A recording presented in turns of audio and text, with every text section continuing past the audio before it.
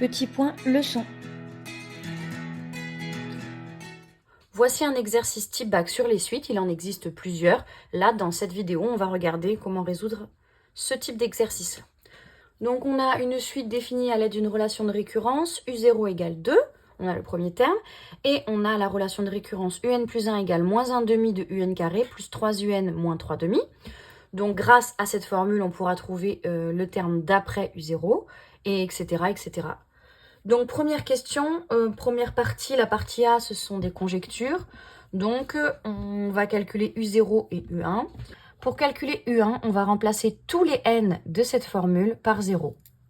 Pour calculer U2, on va remplacer tous les n de cette formule par 1. Et on finit les calculs. Donc, si on remplace tous les n par 0 dans cette expression, on obtient U0 plus 1 égale moins 1 demi de U0 au carré plus 3 U0 moins 3 demi.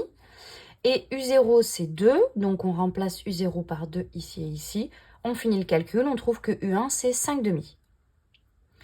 Ensuite, il vaut mieux laisser en fraction, toujours valeur exacte. On laisse en fraction, sauf si c'est demandé de mettre en décimale. Et enfin, pour U2, pour calculer U2, on remplace tous les n par 1. Donc, moins 1 demi de U1 au carré, plus 3 fois U1 moins 3 demi. Et les U1, on les remplace par 5 demi. On fait le calcul et on obtient 23 huitièmes. Donc, à la calculatrice, quand on continue de la même façon, on obtient que U3 vaut 383 sur 128, que U4 vaut 98 303 sur 32 768, et on nous demande un arrondi à 10 puissance moins 5, donc U3 vaut environ 2,99219, U4 environ 2,99997. Donc, on peut conjecturer le sens de variation et la convergence. Donc, conjecturer le sens de variation. On avait U0 égale 2. Ensuite, on avait U1 égale 2,5. U2 est à peu près égal à 2,875. U3, 2,99219. U4, 2,9997. On voit que la suite a l'air d'être croissante. Et ensuite, on nous demande la convergence. Est-ce qu'elle a l'air d'avoir une limite ? 2, 2,5, 2,875, 2,99 219, 2,99 997. On voit bien que ça a l'air de se rapprocher de 3. Voilà nos conjectures. Ce ne sont pas des preuves, c'est ce qu'on pense en regardant les premiers termes de la suite. Dans la partie B, on va prouver que la suite est croissante et que la limite de UN, c'est bien 3. On nous donne une suite auxiliaire dans la partie B. On nous dit que Vn, c'est la suite définie pour tout entier naturel par Vn égale Un moins 3. Et on veut prouver que Vn plus 1, c'est moins 1 demi de Vn carré. Donc déjà, Vn plus 1, qu'est-ce que c'est Vn plus 1? Je prends ma formule de départ, qu'on va utiliser plusieurs fois, et je remplace tous les n par n plus 1, donc j'obtiens Un plus 1 moins 3. Et qu'est-ce que c'est Un plus 1? D'après mon énoncé, Un plus 1, c'est moins 1 demi de Un carré plus 3 Un moins 3 demi. Ça, c'est Un plus 1 et je rajoute moins 3. Je simplifie les calculs, donc j'ai Vn plus 1 égale moins 1 demi de Un carré plus 3 Un. Et moins 3 demi moins 3, ça nous donne moins 9 demi. Donc j'ai trouvé Vn plus 1. J'ai trouvé que Vn plus 1 valait moins 1 demi de Un carré plus 3 Un moins 9 demi. Et je vais calculer à part moins 1 demi de Vn au carré. Je dois trouver le même résultat. Donc Vn, c'est Un moins 3. Je le mets au carré. Donc Vn carré, c'est Un moins 3 au carré. Donc ça me donne, si j'utilise identité remarquable, A moins B au carré, ça me fait A carré moins 2AB plus B carré. Et donc, on obtient que Vn carré, c'est Un carré moins 6 Un plus 9. J'ai développé Un moins 3 et j'ai distribué. Ensuite, j'ai Vn carré et je vais tout multiplier par moins 1 demi. Comme ça, j'aurai bien moins 1 demi de Vn carré. Donc, j'ai Vn carré, je multiplie par moins 1 demi, ça me fait moins 1 demi de Vn carré. Un carré, si je multiplie par moins 1 demi, ça me fait moins 1 demi de Un carré. Ensuite, moins 6 Un, si je multiplie par moins 1 demi, ça va me donner plus 3 Un. Et 9, si je multiplie par moins 1 demi, ça me fait moins 9 demi. Et j'obtiens exactement la même chose. Vn plus 1, c'est ce résultat. Moins 1 demi de Vn carré, on trouve le même résultat. On peut donc en conclure que Vn plus 1 égale moins 1 demi de Vn carré. Question 2, on nous demande de faire une démonstration par récurrence. Alors, si vous n'êtes pas à l'aise avec la démonstration par récurrence, je vous conseille de regarder la vidéo « Comment faire une démonstration par récurrence ». Là, nous, on va aller de façon... Enfin, on va pas tout réexpliquer, donc on va aller normalement. Mais si vous n'êtes pas à l'aise, n'hésitez pas à regarder la vidéo. Donc, notre propriété qu'on cherche à démontrer, c'est que Vn est compris entre moins 1 et 0. Donc, c'est ma propriété de départ. Initialisation, montrons que P0 est vrai. Donc, cette propriété doit être vraie pour n égale à 0. Ce qui veut dire que V0 doit être compris entre moins 1 et 0. Et V0, on va le calculer. On a la formule, on sait que Vn, c'est Un moins 3. Donc, V0, c'est U0 moins 3. Je remplace les n par 0. Et U0, c'est 2. Donc, on obtient que V0, c'est moins 1. Et donc, V0, c'est moins 1, c'est bien compris, entre moins 1 et 0. Donc, pour l'hérédité, on suppose que la propriété P est vraie pour un certain rang K. Donc, j'ai écrit entre parenthèses ma propriété Pn, mais j'ai remplacé les n par K. Donc, ça veut dire que Vk est compris entre moins 1 et 0. Et on va montrer que MQ, ça veut dire montrons que. On va montrer que Pk plus 1 est vrai, donc que la propriété est vraie au rang d'après. Donc, j'ai pris ma propriété et j'ai remplacé les n par K plus 1. Donc, que Vk plus 1 est compris entre moins 1 et 0.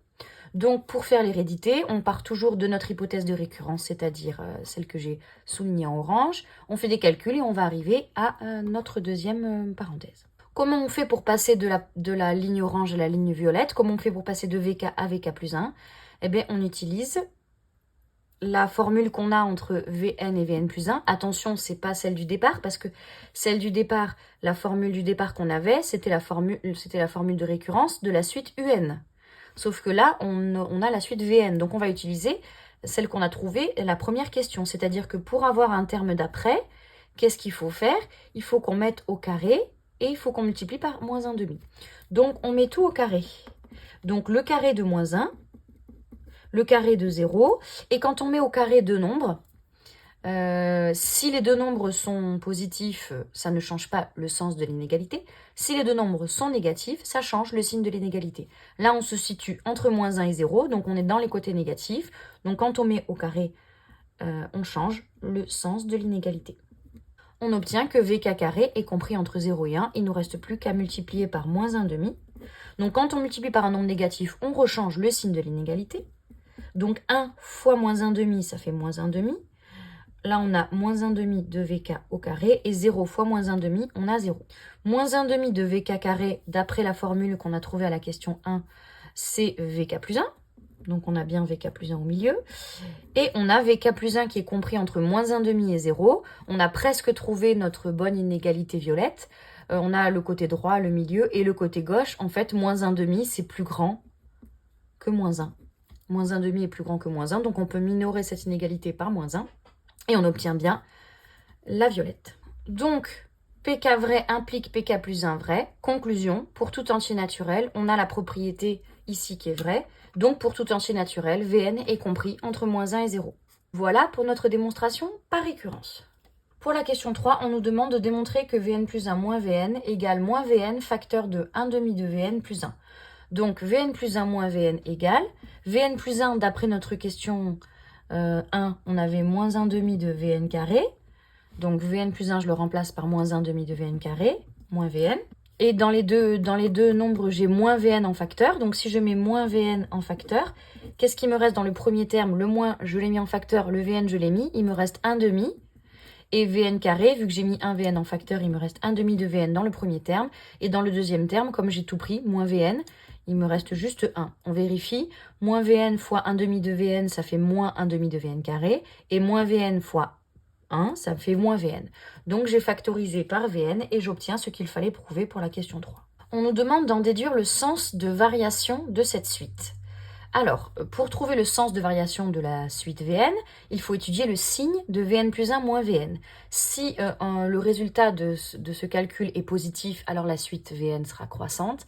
Si le résultat de ce calcul est négatif, alors la suite sera décroissante. Ici, on a un produit, donc il faudrait trouver le signe de premier facteur, le signe du deuxième, et par produit, trouver le signe de l'autre. Dans la question d'avant, on avait trouvé que Vn était compris entre moins 1 et 0. Donc ça veut dire que ici déjà on a Vn qui est négatif. Vn est négatif et donc moins Vn sera positif. Vn, s'il est compris entre moins 1 et 0, ça veut dire qu'il est négatif. Et moins Vn sera donc positif. Donc on a quelque chose de positif, il nous reste à trouver le signe de 1/2 de Vn plus 1. Donc je pars de ma propriété que j'ai prouvée la question 1. Je pars de mon inégalité ici. Je veux avoir 1/2 de Vn plus 1. Donc je multiplie par 1/2. Donc si je multiplie ces trois termes par 1/2, moins 1 fois 1/2, ça fait moins 1/2. Vn fois 1/2, ça fait 1/2 de Vn. Et 0 fois 1/2, ça fait 1/2. Donc là, j'ai 1/2 de Vn. Je rajoute 1, je fais plus 1. Du coup, j'ai moins 1/2 plus 1. 1/2 de Vn plus 1. Et 1/2 plus 1.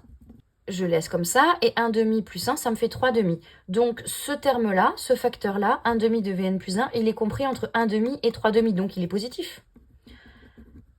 1/2 de Vn plus 1 est positif. Donc ici, j'ai mon premier facteur qui est positif, mon deuxième facteur qui est positif, par produit, Vn plus 1 moins Vn sera positif. Vn plus 1 moins Vn est donc positif, donc la suite est croissante. Question 4, pourquoi peut-on affirmer que la suite Vn converge? Donc, pour qu'une suite converge, pour être sûr qu'une suite converge, il faut qu'elle soit croissante et majorée par un nombre, soit décroissante et minorée par un nombre. Ici, on sait que Vn, elle est croissante. On l'a prouvé à la question précédente. Et donc, si elle est croissante, est-ce qu'elle est majorée par un nombre? D'après la question d'avant, notre question qu'on a démontrée par récurrence, on sait que Vn était compris entre moins 1 et 0. Donc, elle est minorée par moins 1 et elle est majorée par 0. Donc là, on va utiliser le fait qu'elle soit majorée par 0, puisqu'elle est croissante et majorée par 0. Si on avait trouvé que la suite était décroissante, on aurait utilisé le fait qu'elle soit minorée par moins 1 pour prouver qu'elle converge. Donc, Vn croissante et Vn majorée par 0, ça veut dire qu'elle ne peut pas dépasser 0, elle fait que monter. Elle fait que monter puisqu'elle est croissante et elle ne peut pas dépasser 0, donc elle va forcément se stabiliser. Elle va forcément avoir une limite. Fini. Donc Vn est croissante et Vn majorée par 0, donc Vn converge. Ça s'appelle le théorème de la convergence monotone. Pour répondre à la question 4, c'est juste une phrase. Elle est croissante ou décroissante, et majorée ou minorée par tel nombre, donc elle converge. Petit 5, on nous dit, on note L, du coup, comme notre suite UN, elle est convergente, on note L, sa limite. Et il faut qu'on trouve la limite. On nous dit qu'on admet que la limite, elle est entre moins 1 et 0, ce qui est logique, puisque comme tous les termes de la suite sont compris entre moins 1 et 0, sa limite va elle-même être comprise entre moins 1 et 0. Et donc, on nous dit L égale 1/2 de L carré. Ça, moins 1/2 de L carré, ça vient du fait que Vn plus 1 égale à moins 1/2 de Vn au carré. Si on passe tout à la limite, on obtient L égale moins 1/2 de L carré. Et donc, on peut résoudre cette équation pour trouver L. Donc, on passe tout d'un côté. Donc, par exemple, si je passe tout à gauche, j'ai 1/2 de L carré plus L égale à 0. Je fais passer le moins 1/2 de L carré de l'autre côté. Et donc là, j'ai deux termes, je peux mettre L en facteur. Qu'est-ce qui me reste dans le premier terme? Il me reste 1/2 de L plus 1 dans le deuxième terme. Donc L facteur de 1/2 de L plus 1 égale à 0. Là, j'ai factorisé par L des deux côtés. Et donc, j'ai un produit nul si et seulement si un des deux facteurs est nul. Donc, soit L égale à 0, soit 1/2 de L plus 1 égale à 0. Donc, ça veut dire que 1/2 de L égale à moins 1. L égale moins 1 divisé par 1/2. Et donc, ça me fait moins 1 fois 2 sur 1. Et ça me fait moins 2. Donc, en résolvant un produit est nul si et seulement si un des deux facteurs est nul, je trouve dans le premier cas L égale 0, dans le deuxième cas L égale moins 2. Seulement, tous les termes de la suite étaient compris entre moins 1 et 0, donc ma limite ne peut pas faire moins 2. Donc, on en déduit que la limite de ma suite Vn, c'est 0. Pour la question 6, on nous demande les conjectures faites dans la partie A sont-elles vérifiées? Donc attention, parce que là, on vient de trouver les dernières réponses qu'on a trouvées, c'était sur notre suite Vn. On a trouvé que notre suite Vn était croissante et que notre suite Vn avait pour limite 0. Donc maintenant, il faut qu'on transpose ça à la suite Un. Comme on sait que Vn, dans l'énoncé, on nous dit que Vn, c'était Un moins 3, ça veut dire que Un vaut Vn plus 3. En isolant le Un, en faisant passer le moins 3 de l'autre côté. Un égale Vn plus 3. On sait que Vn est une suite croissante. Donc si on prend une suite croissante à laquelle on rajoute à chaque fois 3, Un va bien être croissante.